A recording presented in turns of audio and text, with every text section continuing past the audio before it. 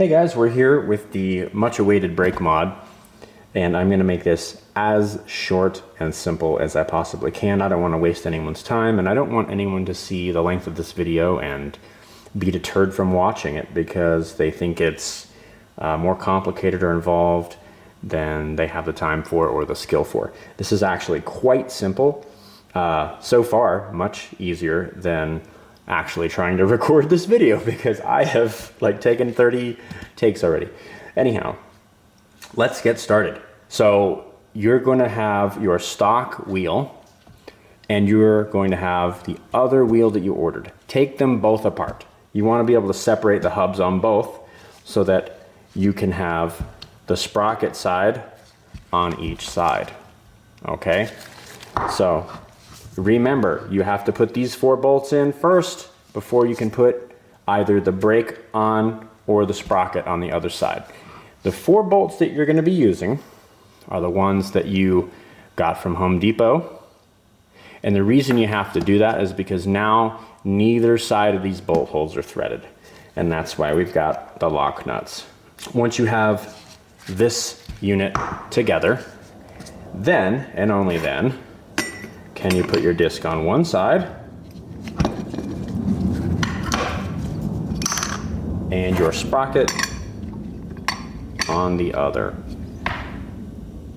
If your bearing falls out like mine just did, it actually will go back in, but it has to be super flush and you can tap it in. Do not force it in and do not put any force on the middle of the bearing.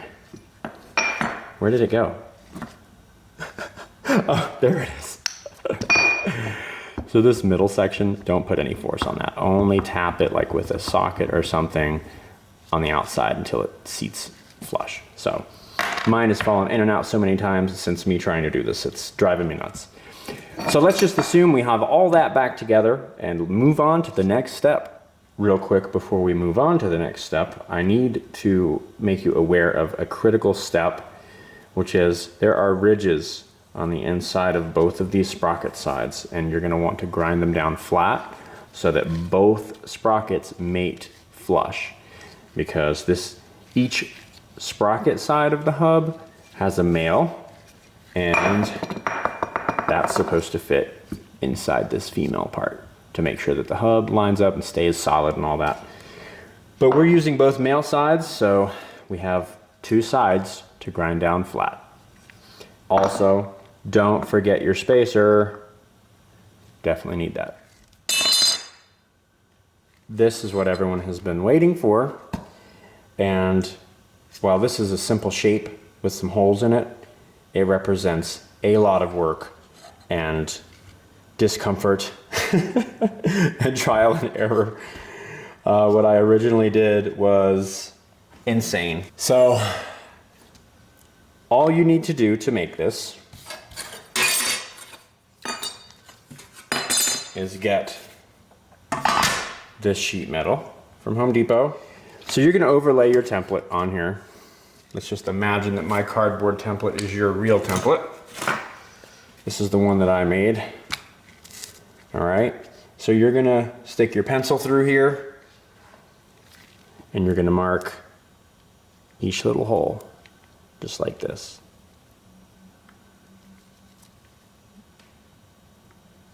All 3 holes there. And you're gonna be able to see those marks. Can't see them on camera right now, but all you're gonna do to make sure that your drill bit lines up, now this is assuming that you don't have a drill press or any other, even a hole punch. You're gonna get a screw and you're just gonna put it right over that little mark, and then you're gonna bang the screw like that, nice and hard, and it's gonna make a little mark in the metal. See if we can see that mark. Where are we at? Where did my mark go? Right here. You see that mark? You're gonna put your drill bit on there and you're gonna make a little pilot hole with that drill bit. And then you're gonna use your trusty old step drill bit that you definitely didn't throw away and you definitely lubricated last time you used it, because you need it now. You are going to drill into the second slot just like that. You're going to the 1/4 inch hole right there. Now for your larger hole, you're going to be going to this one. Let's see which one this is here. You're going to hit the 3/8 inch on here. Now, after you do that, your hole will not be perfect. It will actually be too small. So what you're going to do is you're going to bore it out like this while it's, so you're not going to the next size, but you're making this size just ever so slightly larger so the axle will fit into it perfectly. After you drill each hole, you're going to want to line it up with your pattern, your paper pattern, and see if these holes are exactly where they need to be, because if they're not, and you continue to just cut this thing out, you're wasting a lot of time. So definitely do that first. And once you get these holes correct, then cut your sheet metal out. You can use a jigsaw or a grinder. Unfortunately, I had to use a grinder to grind this out, and it took forever. So this curved section here, what you can do is just cut a bunch of different notches and then just cut them out and grind them smoothly. And then I had a Dremel, and I went around all the edges with a Dremel to make them nice and kind of not so dangerous. This third hole here, do not make that hole. You will make it later, and I'll show you what we're doing here. I'm trying to think of anything else that I could tell you, but I think that's basically it. This is really, as monotonous as it was for me, it's really not super hard. If you have a jigsaw with a metal blade on it, it will work nice and quick, but a grinder is definitely going to be a lot harder. So, and also this straight edge here, cut off of a straight edge of your metal if you can do that. That way it saves you a cut. So let's go on to the next step. After you cut your template out, you're going to want to mount it to the brake caliper just like this, to where so your, I don't even know what you call it, your cable's going to come through here and attach to this bolt right here. Like I said, ignore this hole at the moment. But one other thing is, the bolts that come through the back, you're going to want to grind those down so that they don't hit the disc, because they could. So let's move on to the next step, which is to mount this. Back at the cart, we've got our wheel on, and what we're going to do is we're going to pull this axle out and put this in between our spacer and the axle right behind it, and that will line up perfectly. Now you obviously want to make sure that the disc is in between the caliper. So now we're going to tighten these down nice and tight, and you'll want to look through here to make sure that the pad is lined up, but basically this should be straight up and down just like that. After you put your cable in the handle, you're going to cut your grip, just to cut the end off the grip, slide it down, put the handle on the bar.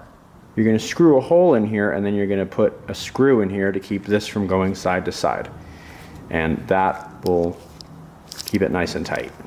The last thing you're going to want to do is feed the tip of your cable through the back side of that and loosen that bolt there, and you want to grab the edge of these wires with some pliers or something, like a locking plier, so it doesn't let go. And you're going to want to lift that little washer up with a screwdriver so that you can slip the wire underneath there, and then you're going to use your Allen key to tighten that as you're pulling it taut with the pliers. And that is it. That should be, everything is completely adjusted, and your brake should be working no problem at this point. And that's as simple as it is. If you notice the lighting change from the beginning of this video, it's because I have literally been working on filming this crap for 5 hours now. As stupid as that sounds, it's been extremely difficult to take apart everything and put it all back, because I had problems putting it back together. for whatever reason, things weren't working right. There were jets flying around. I had noise. I just had literally everything against me today, which is why the video is so short. That's definitely part of why it's so short. I'm out of patience. It's dark outside, look. So I'm saying this because if I have helped you save a ton of money and not spend $700 on a brake kit, please give this video a like. The likes are how it gets seen. I really, really hope any single person that benefits from this gives it a like, because I want to save other people money. I don't care about subscriptions, or yeah, I guess that's the right word, subscribing. Just give it a like, man. And that would mean so much to me, because then I would know other people get to see this and save a lot of money. Thank you guys. Enjoy your mod and save some shoes.